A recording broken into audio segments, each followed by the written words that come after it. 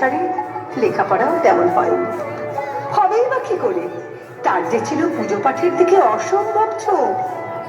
তরুণ গদাধর দাদা রামকুমারের হাত ধরে এলেন দক্ষিণেশ্বরে। মায়ের কি লীলা, যেন আগে থেকেই সব ঠিক করা ছিল।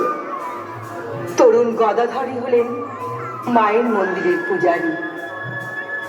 পুজোয় বসেছে তরুণ পূজারী, কিন্তু কি পুজো করবে সে?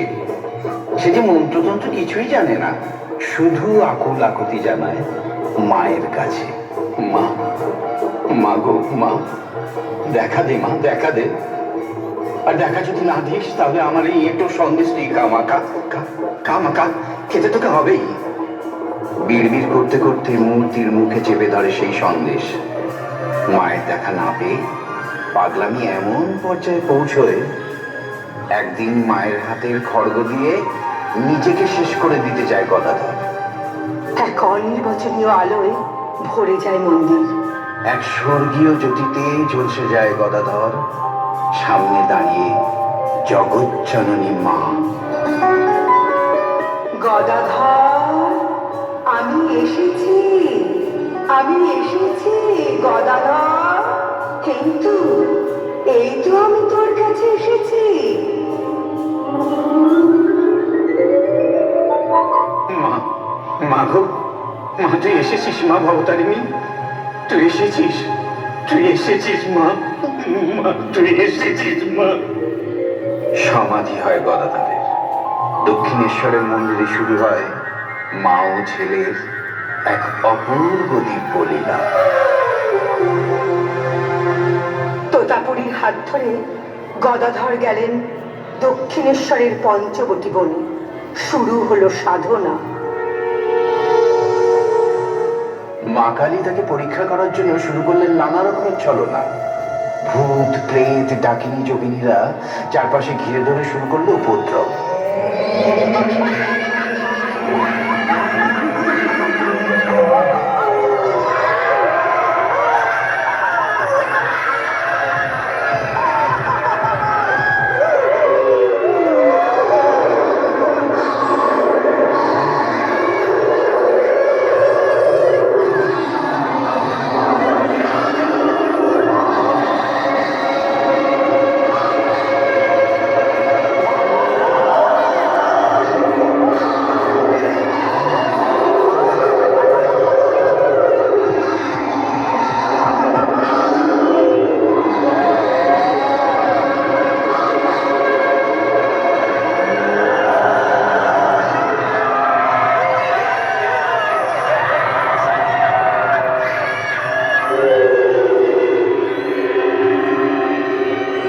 সাধনা ভাঙার কত রকমের চেষ্টা।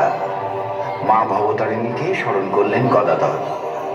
মা এসে হাত রাখলেন তার পাগল সন্তানের মাথায়।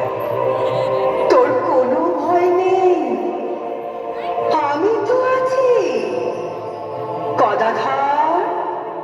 তুই মন দিয়ে সাধনা কর, সিদ্ধি লাভ তোর হবে।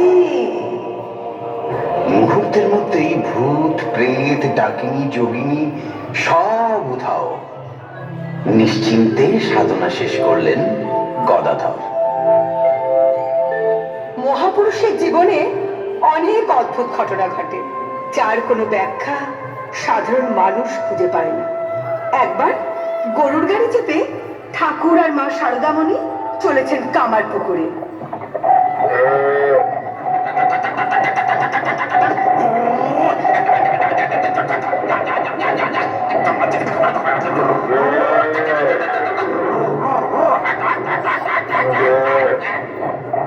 গাড়োয়ানের হ্যাট শব্দে দুলে দুলে যাচ্ছে গরুর গাড়ি। রেল লাইন পেরোতে গিয়ে হঠাৎ গরুর গাড়ির চাপে গেল সেই রেল লাইনে আটকে। চিন্তিত হয়ে পড়লেন মা। ঠিক সেই সময় দূরে শোনা গেল ট্রেনের আওয়াজ।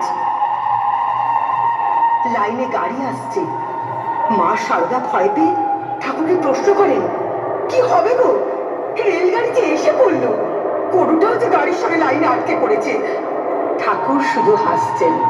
ভয়ের ছুটে গাড়োয়ান গাড়ি ফেলে দৌড়চ্ছে আর চিৎকার করছে, ঠাকুর, মাকে নিয়ে গাড়ি থেকে নেমে আসুন।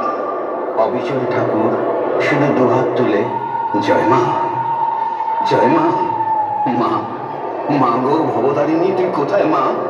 তুই কোথায় মা? এই তো আমি এখানে। তুই বিপদে পড়েছিস, আমাকে ডাকছিস, আমি কি না এসে পারি? সন্তানের বিপদে মা যেমন দৌড়ে এসে তাকে বাঁচায়, ঠিক সেইভাবে মা কালী হাত দিয়ে ট্রেনটা দাঁড় করিয়ে দিলেন। কয়েকটা মাত্র মুহূর্ত, ট্রেনটা দাঁড়িয়ে গেল। কি অবাক ব্যাপার, চাকা লাইন থেকে আপনিই বেরিয়ে এলেন। আবার পথ ধরে চলতে শুরু করলো গরুর গাড়ি। ট্রেন তার লাইন ধরে চলে গেল নিজের রাস্তায়।